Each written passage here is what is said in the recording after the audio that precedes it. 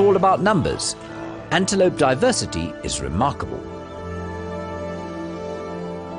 The Defassa waterbuck of East Africa lacks the distinctive white bottom ring of its common waterbuck cousins in the south. The small oribi in the Mara thrives on the long wet grass, while the superficially similar steenbok likes the drier southern woodlands. The klipspringer lives just about anywhere there are large rocks, especially in the Serengeti.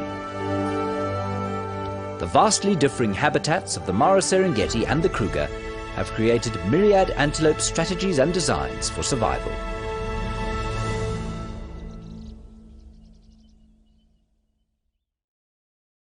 We've had a little bit of action here. The lions are uneasy and the male is growling. I'm just going to be quiet for a second. Sound, of course, as important a part of CGTN's Wild Wonderland live show as visuals, as sight. You can just hear him making a low rumbling growl.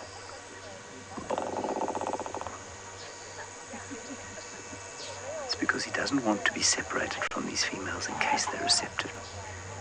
While we see what happens here, I believe Jamie was sharing some memories of the week. It's been a spectacular week, and my favourite week, watching that pride reunite lionesses and 6 gorgeous little cubs, and then watching them tuck in to dinner together. That's been my highlight so far. But this forward's very unusual.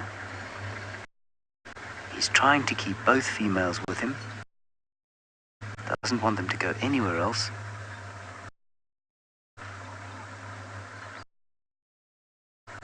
Pride. Normally what happens, Cranky Pangolin, is that one male will see a female through her estrous cycle. So she'll have an estrous cycle lasting around about 8 days or so. He will mate with her for the duration of that estrous period. If it is unsuccessful, she'll come into estrus again, and then it's quite possible that another member of the coalition could take over and mate. Sometimes, and quite unusually, there is a slight dominance hierarchy within a coalition, especially if the males of the coalition are not litter mates or from the same pride. And in that case, the more dominant one will most likely mate. It's not to say that the other one won't, but then there is a kind of pecking order when it comes to mating. In this particular coalition, the 2 males are different. I don't think that they are siblings, and if I was to pick a dominant one, I'd say it was this guy. His brother Fang has got a missing bottom left canine. And so he's easy to recognize, and that means that this big fellow here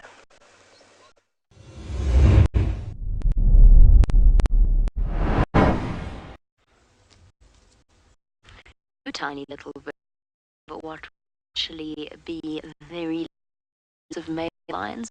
Of course, both of the little cubs are males, and they've decided to come and settle shade. Well, they're close at the moment, so we're not going to move. We're just going to speak softly and let the little waddle off in the direction of Mum. Now I can hear. Come on, get him, get him. No. Oh, so much grass. Must be tough being that high. The grass keeps poking them in the nose. Now going up to one of the younger adults. And the other, oh! I mean, it's a rough kind of love, but it's definitely love.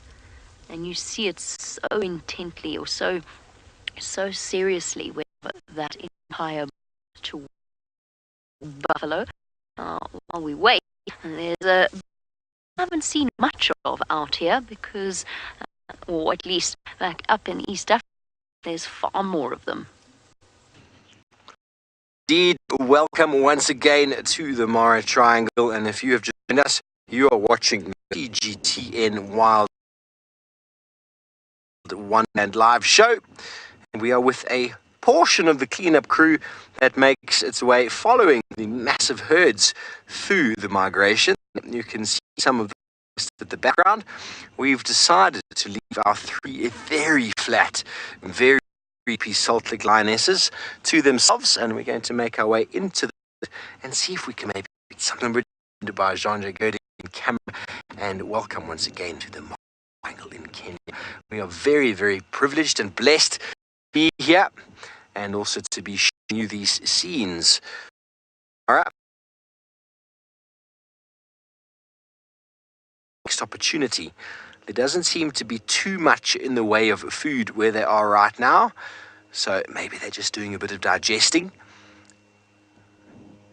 Not really sure. Sometimes the vultures will fly off to go and have a bath after squabbling over some food, clean themselves and then stand in the sun to dry. Maybe they've done that already and are just waiting a little bit longer before flying off to some roosting tree where they will spend the night. Vultures are very clean animals, although most people think them quite dirty. They do bathe and wash themselves very regularly and actually are the spreaders of many diseases due to the fact that they fly long distances and use water for cleaning. But anyway, David Gitu is down on the border somewhere, and I think he's found his cheetah's favorite food.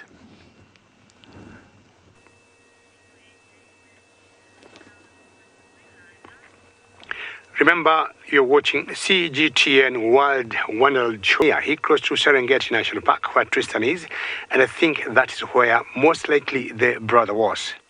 Now, looking at the cheetah's menu, or the diet of the cheetah, here in the Maasai Mara, favorite or top on the menu list.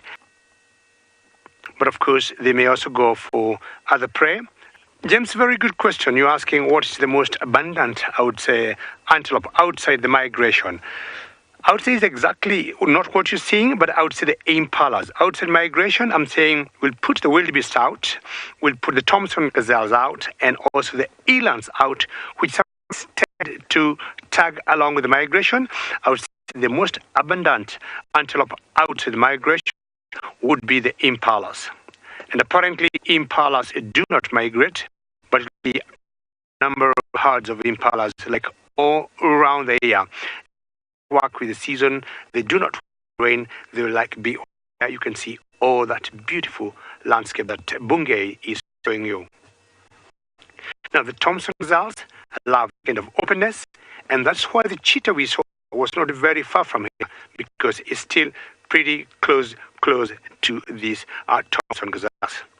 Well, there are lots to talk about migration. Let's go to Serengeti, to Tristan with his herds.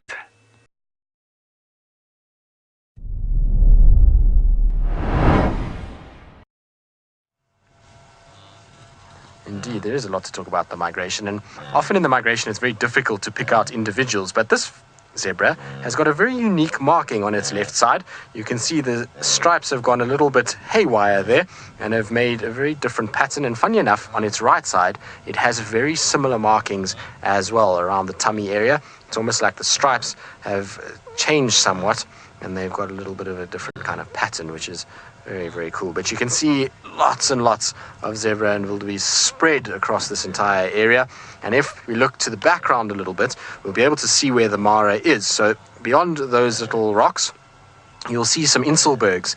Now, inselbergs are small raised areas on a landscape, and those inselbergs sit inside the Maasai Mara. So that's very close to where David is with his cheetah. And these herds are now pushing closer and closer towards the river and making their way in the direction of Kenya, which is very exciting for the guys on that side. But absolutely spectacular at this time of the day to be amongst these animals. The light, the greenery of the grass, and then just the sounds and the atmosphere of being inside a big herd like this is a very, very special thing. It's part of the migration that I think a lot of people overlook. Is a lot of people, want to see the crossings and want to come here and just experience them trying to cross these dangerous patches and seeing them being hunted. But the experience of being in amongst the herds and just listening and appreciating the sheer scale of it is, for me, a very special thing. Now, talking about special things, Jamie is having a very special afternoon as she gets to sit with some of the cutest babies we have in the African wilderness.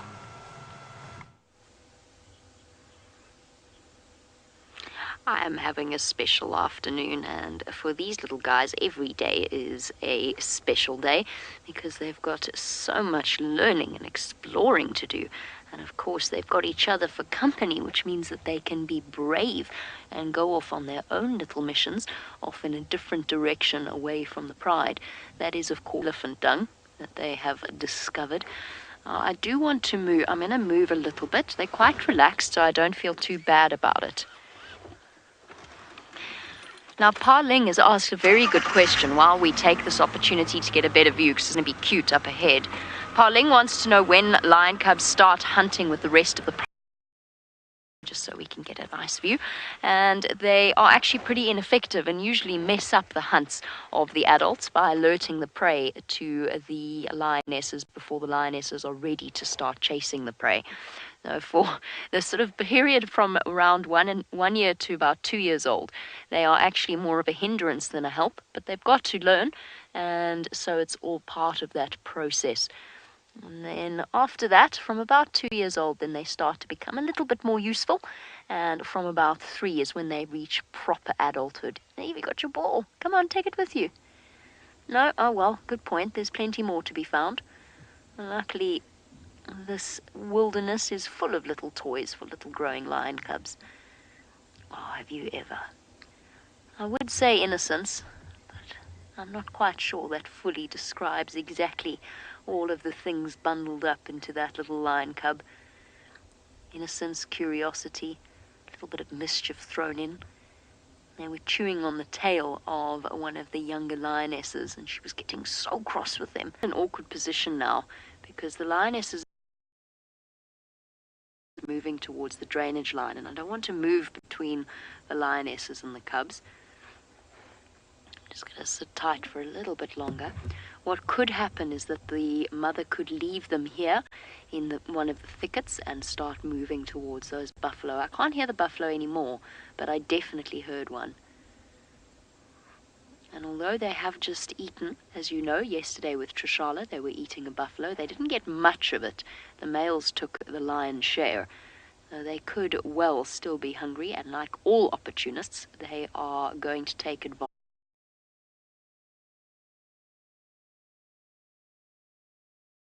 And so it makes it all, it gives it a slightly claustrophobic feeling, which means that it looks like you're closer than you are because you can't see as far behind the animals.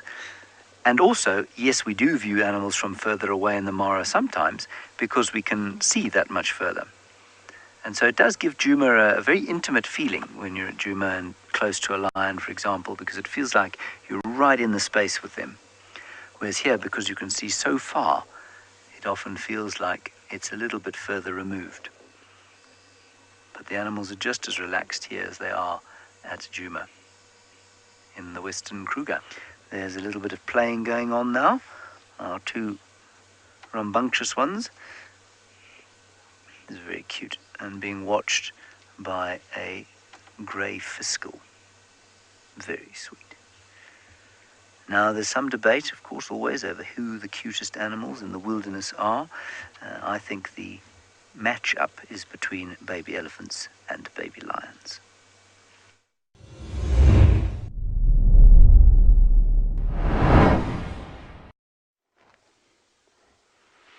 I have, of course, given this answer already this week as to what I think the cutest baby animal is, because I was with a leopard cub a couple of days ago, and I said it's the cutest animal is the one that you happen to be sitting with at the time, at least the cutest baby animal. But I do think rhinos are a strong contender as well, baby rhinos, but lion cubs, I mean, look at these two. Little bundles of mischief. Don't they see that the rest of the pride is interested in something else? The answer is no. They've gone up to Mom. They're now talking to her a little bit in their little voices. There you go. You can just hear it. Ow! It's one of my all-time favorite sounds.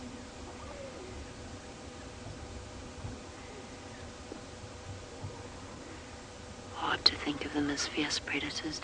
The reason the lionesses are so alert, and I can actually see the buffalo now, but Craig's going to have a very hard time of it because he's just a little bit too far behind me.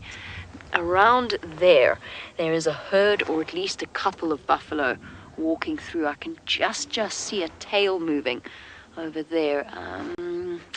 Probably around about, just in that thicket, essentially. There's movement there. You can see buffalo walking along there, and that's what's attracted the lioness's attention. And that's why they're not paying any attention to the cubs, except for Mom, of course, who doesn't have an option because she's lactating. And when she least expects it, the cubs are going to latch on and make sure they get a jolly good second afternoon snack. I've already suckled once since I've arrived here. I'm going to sit and wait and watch to see how this all plays out. In the meantime, back across to James, because I have to agree, baby elephants are truly adorable.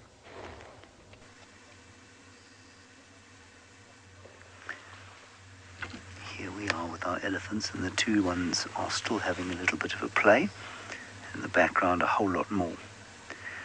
Now, we spent quite a lot of time with elephants on our very first show, so I suppose it's quite appropriate that we spend some time with them in our very last one. Excuse me.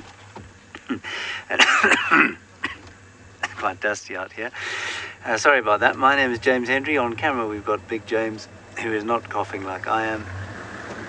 And if we go back to the elephants, what I was trying to say there, of course, is that... I've forgotten what I was trying to say. What was I saying? Oh, yes, I remember. I remember saying to you in the very first day that the average size herd here is about 8 animals or so. And you do get these much greater gatherings of elephants, which are normally a few herds together. There's no territorial behavior. They're all completely kind of ambivalent to each other's presence. They may fight a little bit if there's a big drought and there's no water to drink.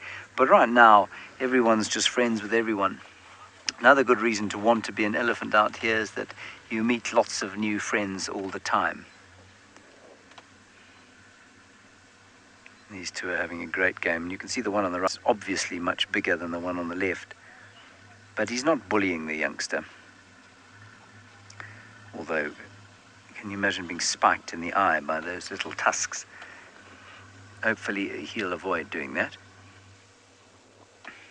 which I'm sure he will. It's amazing how skillful they are with those tusks. And that's probably the matriarch there. She's the biggest female we can see.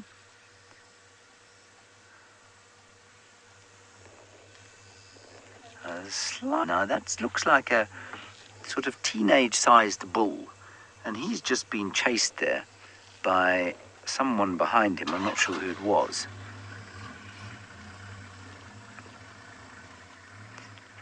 Yes, déjà vu, most certainly elephants can get an abscess in their tusks. The abscess, for those of you who don't know, is the death of a root, and the root in an elephant's tusk is like an enormous kind of squid.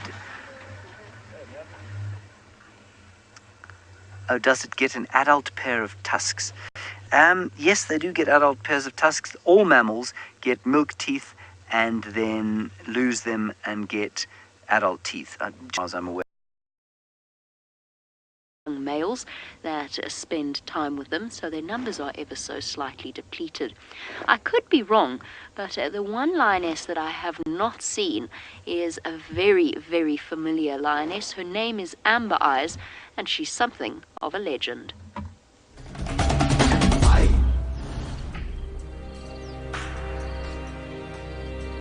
Djuma's woodlands are the central hunting grounds of the formidable Nguhumas.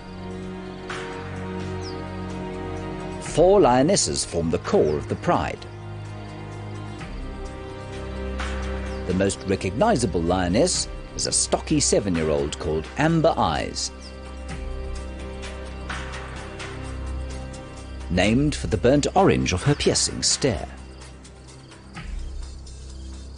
This famous pride has survived tremendous upheaval in the last few years, including 2 male coalition takeovers, drought and disease. Amber Eyes has weathered all. Yet her story is tinged with sadness. Amber Eyes remains without surviving offspring. She gave birth to a single cub, but as is the fate of so many young in the wild, the vulnerable little thing vanished soon after we met her. More recently, Amber Eyes carried another 2 cubs to term.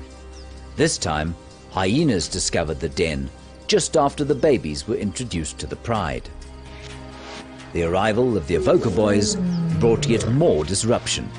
For months, the lionesses protected the sub-adults from the new males. Now things have settled, and perhaps this beautiful amber-eyed lioness will finally see her lineage extended. Poor old Amber Eyes. She really has had a bad run of it the last year or so that I've been here. There we go. We're back. You're back in the Mara, everybody, with these sleepy lionesses that seem like they might wake up now. My name is Steve Falconbridge, and I'm joined by Jandre on camera, and we are with the Salt Lick Pride. 3 females, and we've come back just in time for the slumbering lionesses to have a little bit of a yawn. Giraffes are, practical examples of what they would hunt. And we've got a tower of giraffes here. And it's what we call the Maasai giraffe. Now, looking at them carefully, you notice they're just eating the leaves. They tend to go for the twigs, and that's what they feed on, because giraffes are basically browsers. My name is David, and on camera, hiding behind the camera is still Bungay. It's just nice to see giraffes in such beautiful light feeding, and what they're doing, they're just browsing. Giraffes will not eat grass. As I said, twigs, leaves. Occasionally they will get a bark of a tree here and there, but they will not go for the grass. How long tail they got? At the very end of the tail that locally here we use to make some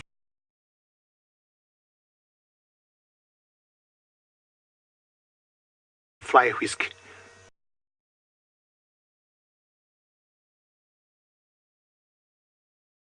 Bungay can show you that tail end there. And very majestic animals, the tallest animals we got here. And you can, from my herd of giraffes, let's go and have a look at another herd of elephants with gems. Now, and we're kind of just absorbing the atmosphere around them. It's a Sunday afternoon, and I must say there's very little more peaceful than spending time with elephants in a situation like that. There's no threat being felt by them, there's no anger or distress amongst the herd and closer to us. And it's the most wonderful feeling of privilege when they do this, when they are confiding and not in the slightest bit disturbed or irritated by your presence.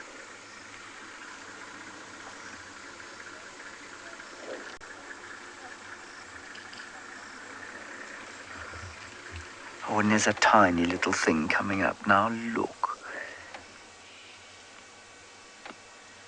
Look how sweet it is. It's got an itchy little eye, scratching it. They get up almost immediately on being born, but that trunk takes a good 2 years because of the complicated neurology and musculature in it. So often you'll see little ones like that flicking their trunks around, seemingly without any purpose, and it's because they really don't know how to use them yet. They don't use them to feed, and if you watch carefully, you'll notice that they don't stretch down to the ground like the adults do, and that's probably, we think, because they'd stand on them. And you can imagine standing on your own nose. That would be very unpleasant. I wouldn't like to stand on my own nose.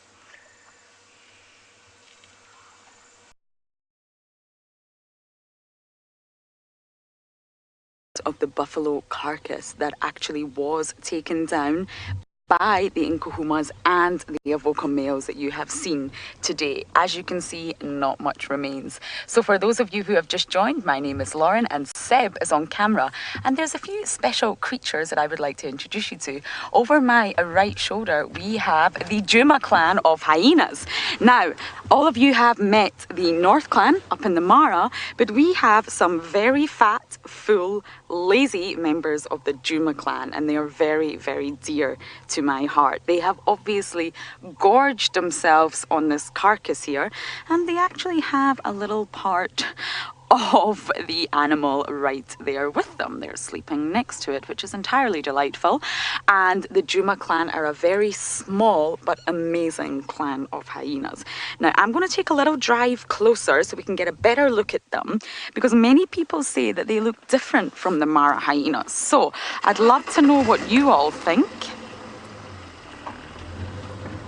So while I get closer, we're going to take a little look at exactly why I love the Juma clan.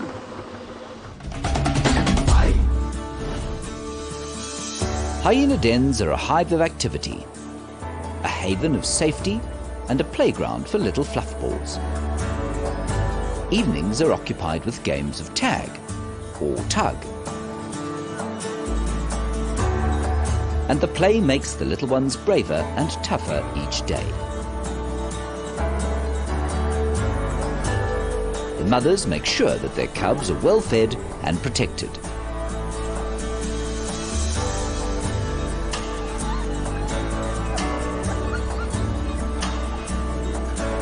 Putting up with needle teeth and applying discipline when necessary.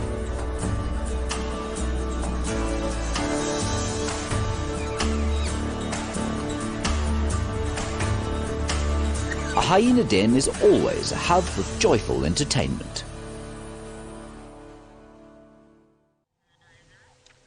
Very sleepy hyenas. They're almost as full as the male lion was. Look at those stomachs, bulging. Now, the Juma clan is, of course, the main clan in our area, the one that we have around here, and it's nowhere near as big as the North clan at all. Now, these two individuals, I'm not actually entirely sure of who they are, but there is 3 little cubs that belong to the Juma clan, so they're still very much at the denning phase. They keep their cubs safe in a termite mound, an old termite mound, and every night the mothers will come to the den and call them out for suckling. So it's slightly different from the Maasai Mara, and I personally feel that these hyenas are not as hairy. They're not as fluffy. They're a lot less pleasing on the aesthetic approach, but they're still absolutely incredible, and their hair is much shorter. They tend to have a lot more wounds and scarring and marks on their ears than do the Mara individuals, and I often wonder if this is just due to the fact that they don't hunt as much here. The statistics say they hunt less, but they still do hunt. They scavenge more here, so there is of course the risk of injury from stealing from other animals. So this pair here, there is actually more hyenas around, but this pair here has obviously came across the carcass once lions have gone and decided to completely indulge. So while we stay here and hold our noses, we're going to send you all back up to East Africa. Sorry to tear you away from the Juma clan, but look. The buffalo have arrived on the scene. This cow is going to chase the lioness away. You can see how her head is up there. The lion's here to the right of me. And we're just going to sit very still. We're kind of caught in a position where we're in the middle of it. Now she's going to try and create chaos. Now this isn't a full serious hunt. This is just the youngsters responding to a sign of aggression from those buffalo. But what you'll find with these two animals is that we so often have a standoff, and buffalo united are stronger and scarier than a big buffalo. Here comes one of the bulls. He's seen the lioness. The cubs are being shepherded to safety around behind us. We can't show you them at the moment. We don't want to take our eyes off what's going on, but rest assured, their mom has got up and moved them away. Look at the size of this bull. One large battering ram, 800 plus kilograms of power, with a solid bone skull and horns. The lioness has decided they're not having any of it. They're off.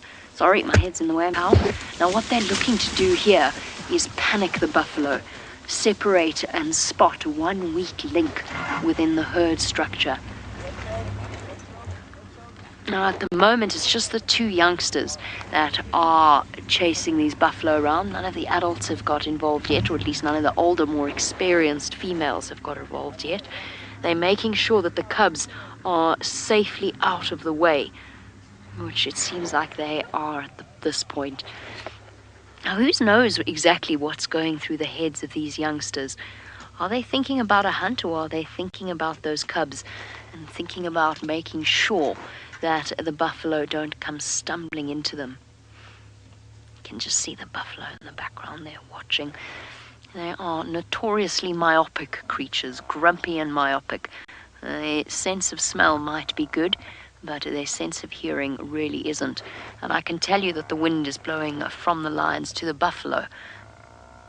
So right now, they certainly know that there's lions here, but they really didn't in the beginning. And that display of aggression from that female at the start was her way of responding to a sudden and rather nasty shock of seeing lions in front of her. The cubs are now much further back. They're safe. A buffalo hunt could be really, really dangerous for lion cubs. Buffalo have been known to squash lion cubs, which is obviously not something that any of us want to see. Never Too Late says, how are my adrenaline levels? Well, they're a bit confused at the moment because I've gone from sort of cub cuteness to now all of a sudden the chaos of a buffalo hunt, and I'm not quite sure where my adrenaline levels are at. I have been in a position before during a lion buffalo hunt that I wouldn't want to repeat an escape route should we need one. It's absolute pandemonium on Djuma.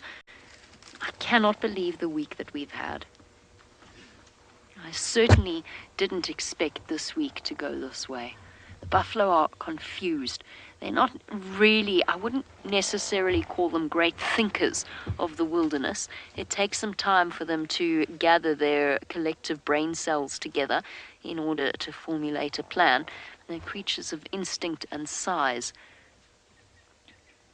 And when in doubt, an object can be sort of knocked over rather than moved around, and they approach problems like that in much the same way. Now, what they don't want to do is, now they know the lions have seen them.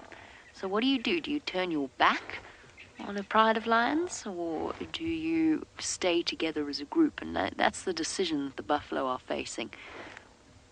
Which way do we go?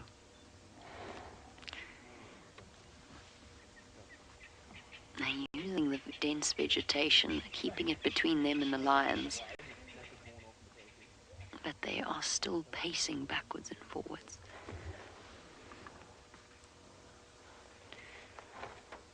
I've lost sight of a lioness. I know the mother shepherded the cubs away, but I've lost one of the lionesses, and there is a chance, it's a slim chance, I'll admit, there's a slim chance that she's actually gone around the buffalo.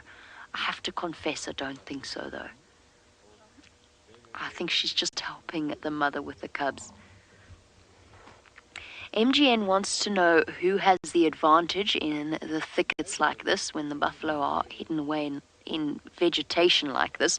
It really depends. The element of surprise has been lost, and with lions and buffalo, it's a backwards and forwards, and it just so happens that whichever one is feeling bolder at that exact moment has the advantage. Buffalo, of course, have the size advantage, and I think that if buffalo didn't panic, if they stayed together as a group and chased lions off every time, I don't think lions would, because there's Our hyenas are up, and they're having a little bit of a dispute here over what remains of a buffalo. Now, I'm not entirely sure that this is the Djuma clan, which is utterly fascinating, because the Djuma clan den is really not far from here at all. We popped in at the den earlier to see if the cubs were there, and I think this is another clan, which is really, really interesting stuff. Now, of course, hyenas have a really strict hierarchy, so the higher ranking, more dominant ones tend to get to eat at a carcass first. So oh, that's not too pleasant. The smell here is delightful, let me assure you. But there's definitely a younger one here, and their bellies are almost touching the floor, so they've obviously ate all afternoon. And of course, they're still trying to get a little bit more in their tummies here.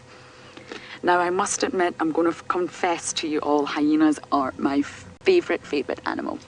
Lions are generally said to be very noble animals. Cheetahs are said to be graceful. Leopards, courageous. Hyenas, scavengers. Okay, back over to Jamie to see what's going on.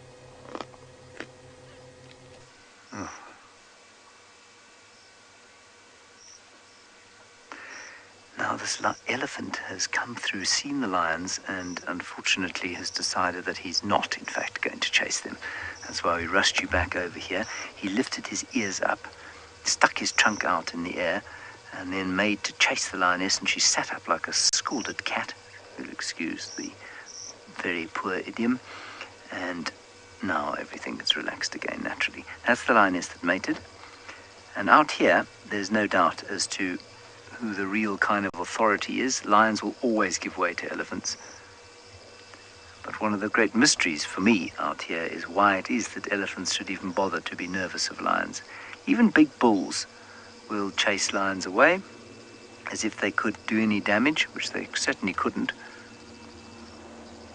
But they do have very sophisticated anti-predator behaviors. Now let's see, there's another little bull coming up, well, youngish bull coming up. And if he gets wind of the lions, he's a bit older. He might be slightly less tolerant, but he's a little way off just yet.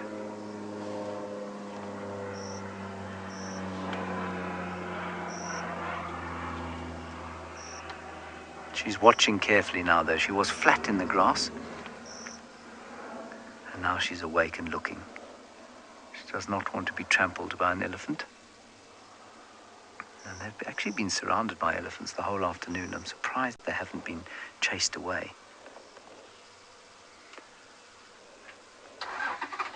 So just to reiterate for you, the lioness you're looking at now is the one that is very clearly in estrus. So she's the one that is mating with the tailless male, and the other lioness is probably coming into estrus, and that's why he wants to keep her around as well.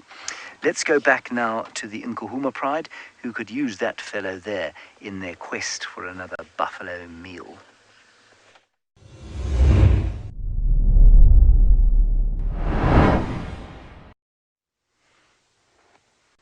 They definitely could. While lionesses are mean hunting machines in their own right, when it comes to larger prey, having the extra weight and bulk of a male lion always pays off, even if he ends up getting more than his fair share of the meal afterwards. Now, a male lion is roughly, give or take, about 100 kilograms or so heavier than the lioness. Not quite 100, it's probably around about 70 or so kilograms heavier than a lioness. And that extra bulk really makes a big difference. Now, these buffalo have actually moved off again, as far as I can tell. Somewhat hesitantly. I don't think that they wanted to create more distance between the lions and themselves without knowing what the lions are going to do. But the youngsters have definitely lost the interest that they had earlier.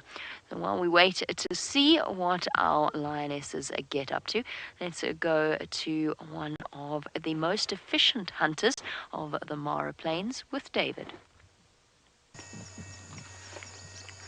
What an exciting show it is today. Elephants with lions, buffaloes, lions chasing each other. But my hyenas are rather quiet here and just enjoying as the sun is setting down. Remember, you are watching CGTN Wild Wonder Show, and you're coming to you live from Africa. And currently I am at one corner of the Maasai Mara. Now, this hyenas here is a clan that we call the Happy Zebra clan. And look at her behavior there. Flavor, they will be on it. You can ask us, they're all over us as well. Thankfully, they do keep to the wildebeest and the lions more so. But this is the sort of beginning of the movement, the yawning and the grooming, and hopefully in the next few moments they'll be up. But in the meantime, we're going to send you back down to the Sabi Sands in South Africa.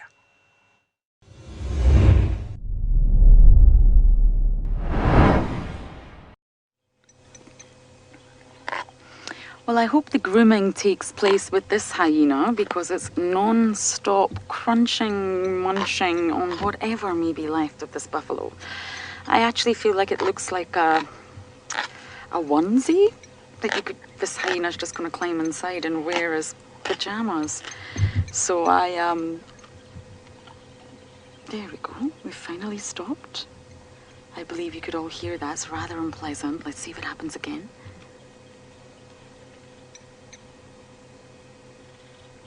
Oh, I was pulling at the skin there. Look at that. There really can't be much left in there, hyena. And of course, I mentioned previously that hyenas have this terrible reputation of being scavengers. Yes, they do scavenge. Oh. Can you hear that?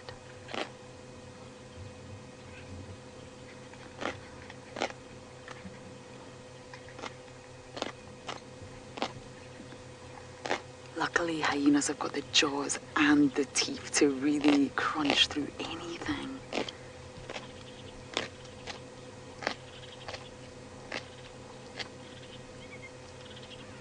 So all apex predators out here scavenge from one another. It's so common.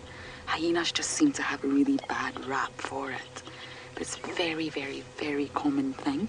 And of course it's easy. Why bother making a hunt when of course you can steal? It's a very resourceful and opportunistic way of feeding. And that's exactly why the hyenas do it. But of course, it does leave them with a rather unfortunate reputation. So it looks like our hyena is going to be munching for some time, so let's send you back across to the little lion cubs.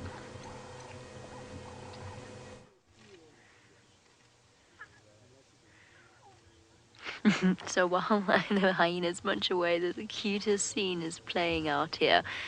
These two little troublemakers are obviously, like puppies or kittens or any small creatures with sharp teeth, want to chew on absolutely everything. And they are either chewing on each other or on the tail ends of some of the other lionesses. Now, their mother's pretty tolerant because, well, they're hers and she has to love them. But the other members of the pride are less impressed by these sort of interactions. And a couple of times these cubs have actually had a few smacks. Look at the lioness. Those teeth are sharp and they hurt. They are less than impressed with the fact that they're being bitten. Oh, not going to have a smack again. The thing is that these young lionesses know that if they give the cubs too hard of a smack and they start to cry, then mom might actually come and growl at them. So they've got to be cautious in the way that they respond. The buffalo have moved off completely, and these little ones have come back out of the thickets to join the rest of the pride. All is well.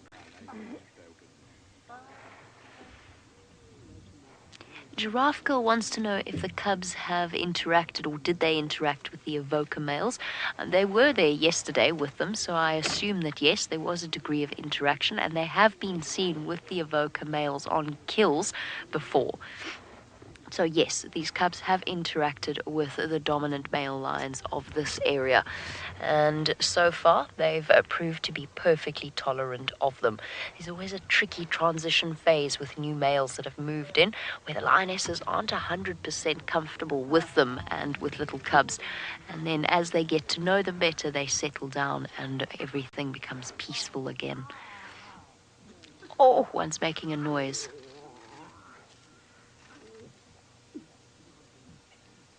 Ah, of course, as I said that, he stopped. I wonder what's going to play out here during the night. The two missing lionesses will